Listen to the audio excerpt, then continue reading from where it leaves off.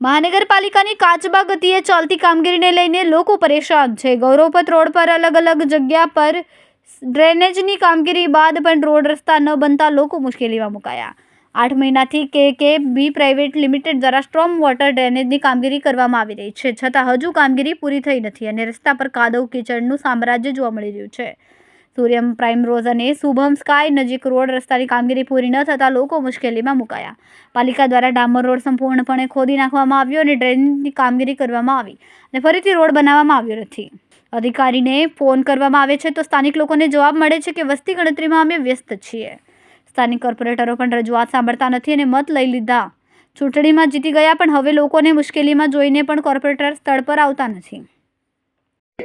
હા, મારું નામ હર્ષ દેસાઈ છે અને તમે જે રોડ પર ઊભા છો તમે એની હાલત તો જોઈ જ શકો છો અને અમે વારંવાર એસએમસી કચેરીમાં ફરિયાદો કરી છે પણ આજ સુધી એનું નિવારણ આવ્યું નથી। હું ઓક્ટોબર 2025 થી અહીંયા રહેવા આવ્યો અને તરત જ વેરો ભરવાનું આવી ગયું। 8,000 રૂપિયા સુધીનો વેરો લીધો છે અમારી પાસે, તો પણ અમને જે ફેસિલિટી મળવી જોઈએ એ આજ સુધી મળી નથી। અને તમે જોઈ શકો છો કે કોઈ મોટા પોલિટિશિયનો જ્યારે સુરતમાં આવવાના હોય છે તો રાતોરાત 24 કલાકમાં કામ થઈ જાય છે, રસ્તાના કલર કામ થઈ જાય છે, રસ્તા સાફ થઈ જાય છે, રસ્તા બની જાય છે।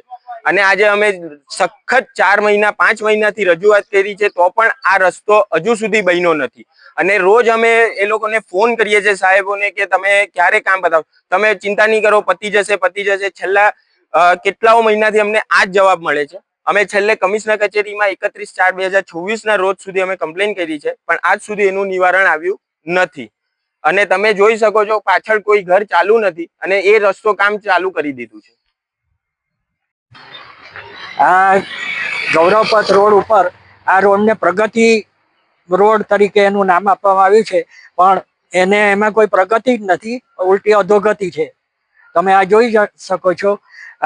એક વરસાદે એની આ દશા થઈ અને 1 તારીખે તો જે વાવાઝોડા સાથે વરસાદ આવ્યો એમાં કેમ્પસમાંથી બહાર પણ ન નીકળી શકાયું એવી પરિસ્થિતિ અમારી હતી અને એની રજૂઆતો વારંવાર 1 મહિનાથી કરવામાં આવે છે છતાં એ પર કોઈ ધ્યાન દોરવામાં આવતું નથી અને અધિકારીઓ તો બસ એટલે આ રીતે આવી પરિસ્થિતિમાં અમે રહીએ છીએ અને કોર્પોરેશન ટેક્સ એડવાન્સ ટેક્સ ભરી દીધો છે છતાં પણ આ તંત્ર જરા પણ ધ્યાન આપતું નથી।